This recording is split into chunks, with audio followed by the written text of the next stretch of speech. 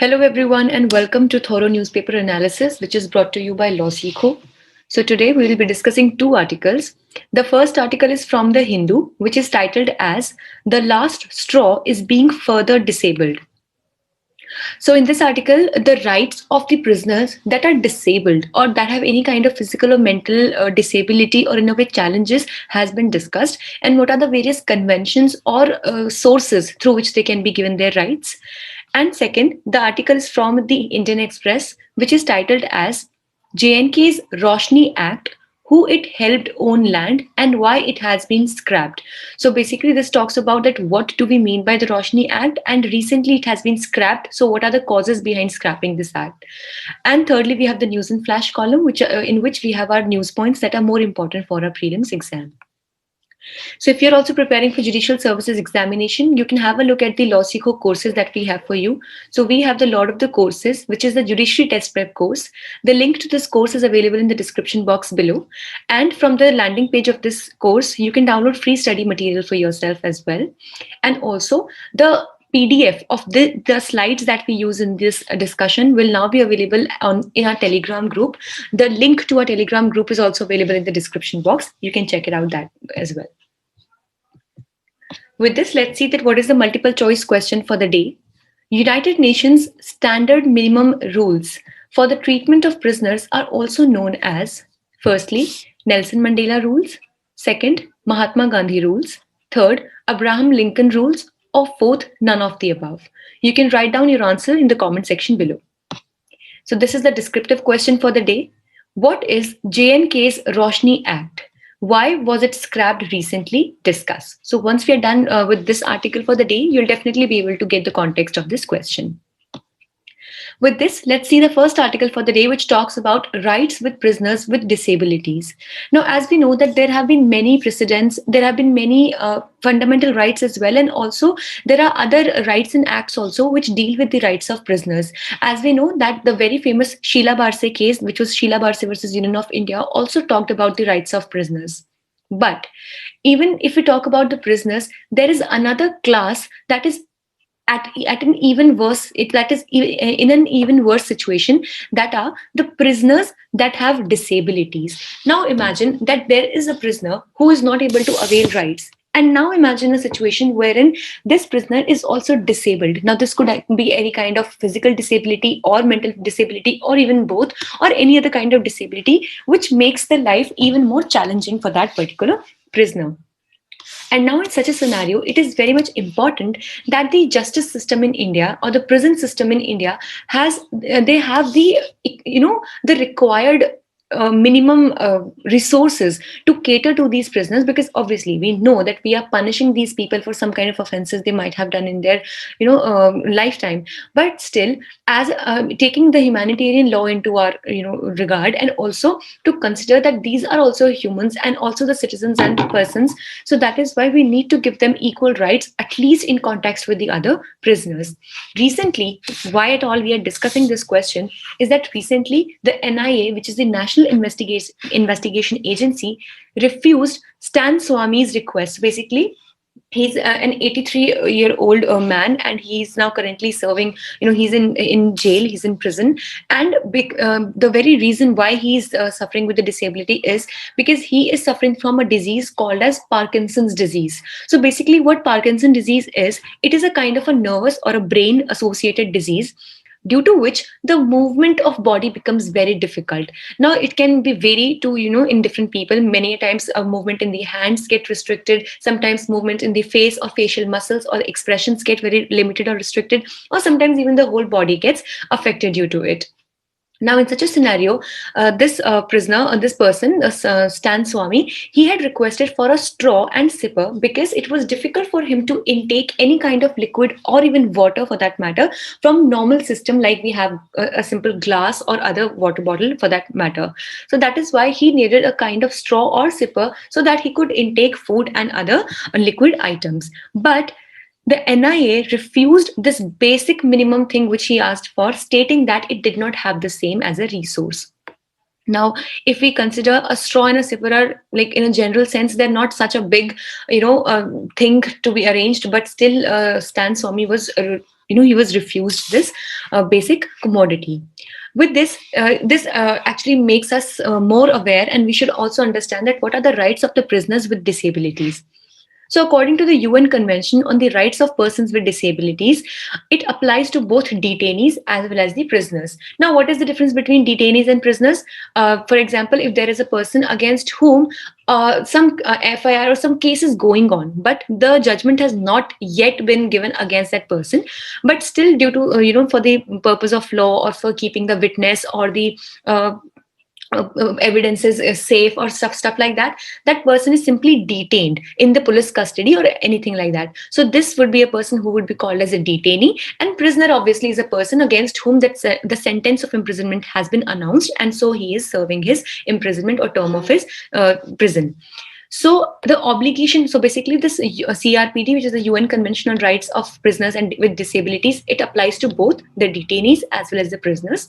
So the obligation to it provides that the obligation to provide for auxiliary aids to the disability to secure the inherent dignity of the prisoner. So it says that it is the obligation of the jail authority that they provide with auxiliary aids. The auxiliary aids are the things which are basically important for any particular kind of disease. Like for example, there is a person who suffers from severe asthma. Okay, so some or any kind of severe lung disease, due to which he's not able to breathe as easily as a normal person can. So it will definitely be the duty of the jail authority to provide him with handy oxygen pumps or any other kinds of oxygen equipment so that he can breathe properly.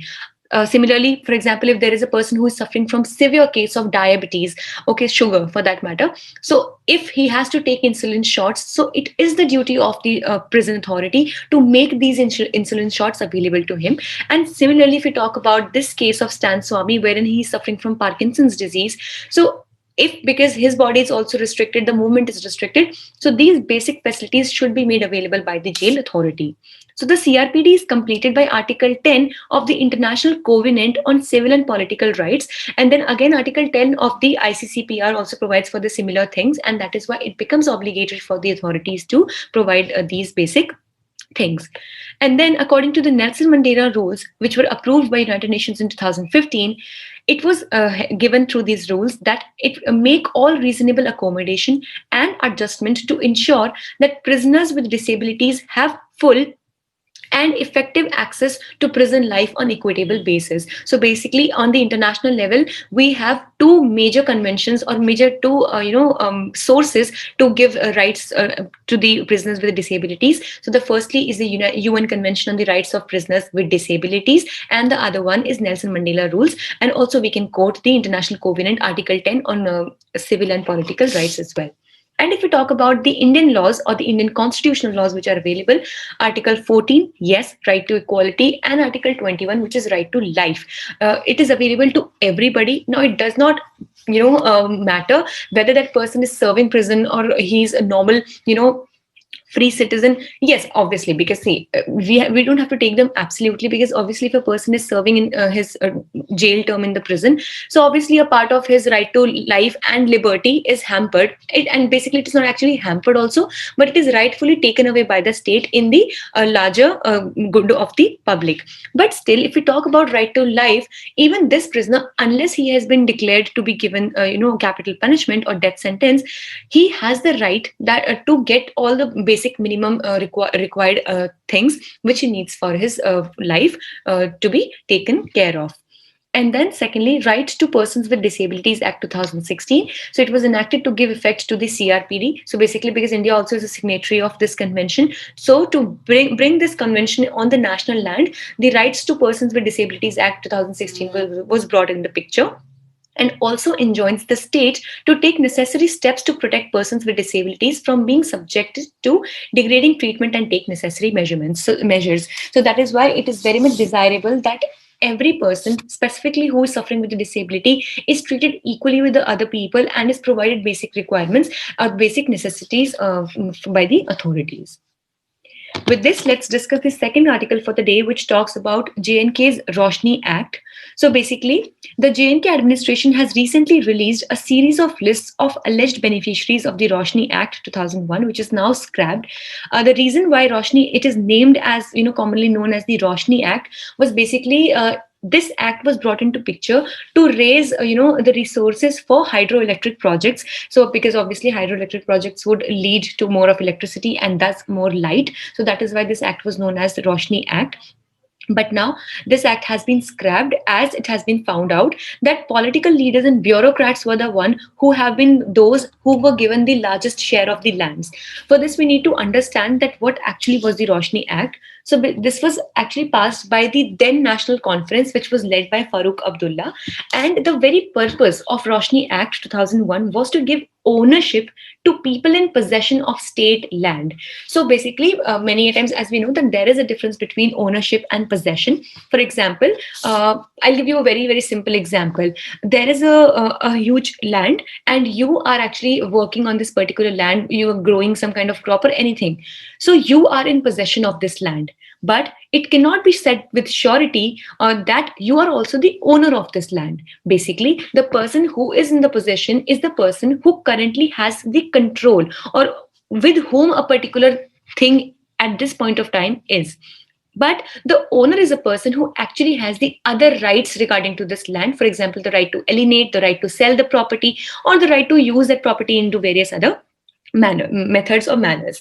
So this act, basically Roshni Act, was brought in to give ownership to the people who were only with the possession of the state land. So these people had only the possession of the state land, but now by just paying very small amounts of money, they could be given ownership to these lands. So earlier there was a cutoff of the year 1990, and it was against a very small payment.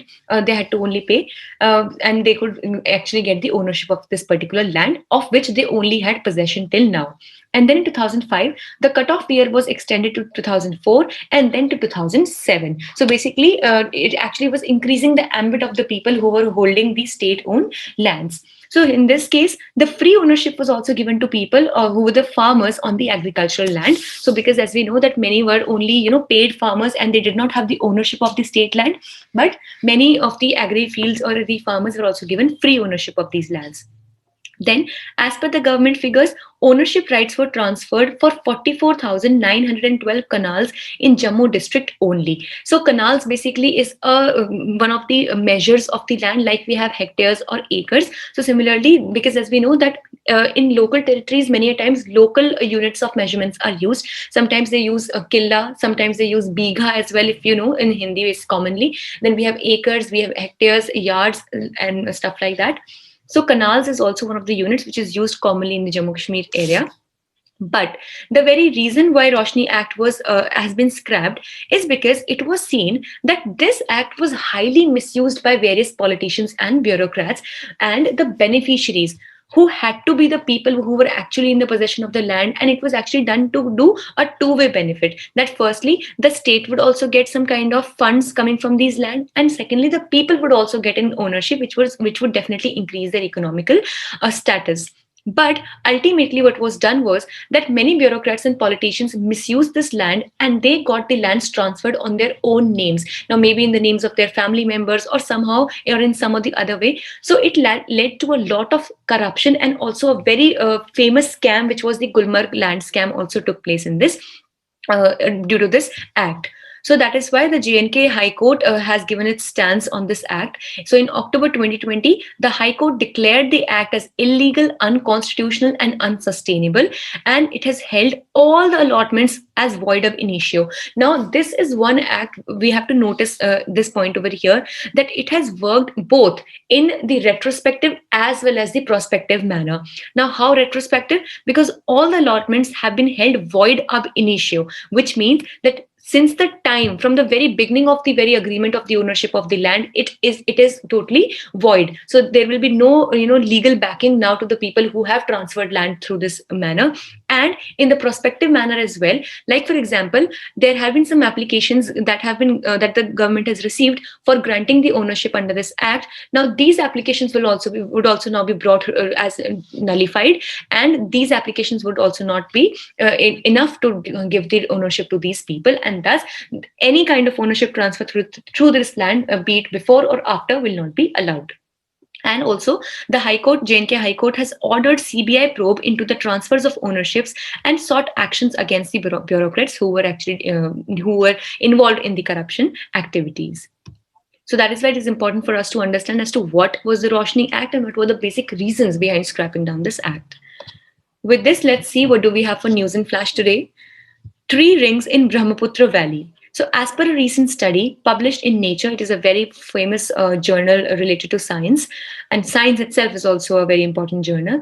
The tree rings grow wider in year when soil moisture is high. So basically, this is the study that wherever the soil moisture is high in content, so the trees grow wider in their rings. So these are the rings. So if, for example, a tree is standing vertically, and if you cut the bark of this tree, so this is something like this you get to see, right? So there are multiple layers or multiple rings like this. So the study has said that more the moisture in the soil of an area, the larger are the greater is the number of the rings in this particular bark on this particular trunk of the tree. So indirectly, wider rings reflect more rainfall and higher river runoff. Obviously, an examination of tree rings showed rainfall patterns going back to 7th century. So this is one important, study that has come out.